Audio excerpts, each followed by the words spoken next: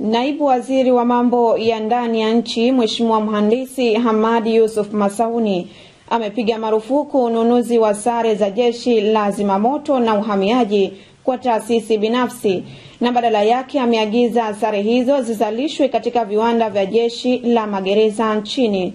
Kutoka Dar es Salaam, Edward Luswaga anaripoti zaidi. Naibu Waziri Masauni ameyasema hayo baada ya kutembelea kiwanda cha Jeshi la Magereza kilichopo Ukonga kinachoendeshwa kwa nguvu kazi ya wafungwa, ikiwa ni ufuatiliaji utekelezwaji wa agizo la Rais wa Jamhuri ya Muungano wa Tanzania la kulitaka jeshi hilo liwasimamie wafungwa katika uzalishaji wa sare na shughuli nyinginezo za ujenzi na kubana matumizi. Kuanzia leo uhamiaji, zimamoto wote washone nguo kama ambavyo magereza wanashona katika kile kiwanda. Kwamba dhamira ya Mheshimiwa Rais ya kutoa maelekezo ambayo nimefuatilia utekelezaji wake nimeridhika. Kwamba ni marufuku kama alivyosema Mheshimiwa Rais kwa askari wa magereza na askari wengine wote wa vyombo vya ulinzi na usalama nchini kununua uniform kwa raia. Jeshi la Magereza linatengeneza furniture zenye ubora wa hali ya juu.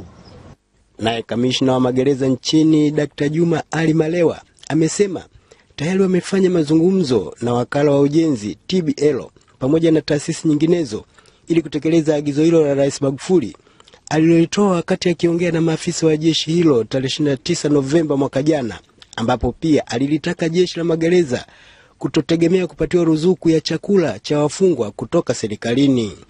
Mara nyingi wafungwa tunawatumia kama unskilled labor, yani kazi ile ambayo haihitaji utaalamu, inahitaji tu nguvu kazi.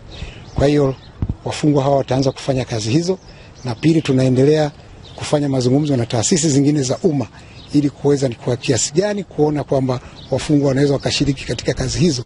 Haingia akilini mfungwa akae gerezani awe tu anatumia kodi za wananchi na yeye mwenyewe hafanyi kazi. Naye mkuu wa kiwanda cha magereza Ukonga ASP Ismaili Mlawa amesema kiwanda hicho kilianzishwa mwaka 1952 kwa lengo la kutoa ujuzi kwa wafungwa wanaotumikia kifungo cha muda mrefu.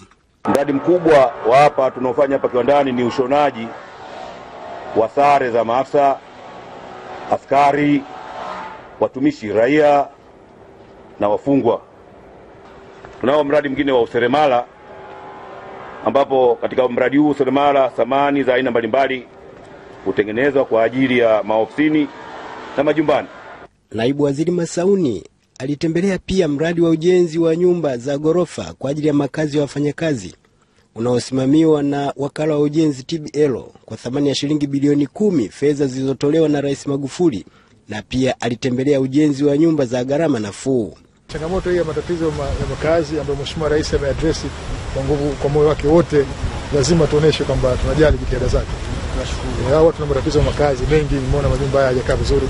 Mapema Mhandisi Masauni alianza ziara yake makao makuu ya Jeshi la Magereza.